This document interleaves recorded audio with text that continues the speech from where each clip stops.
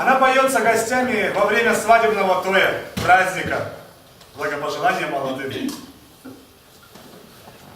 Шестиугольная ваша юрта на солнце и в лунном сиянии пусть стоит.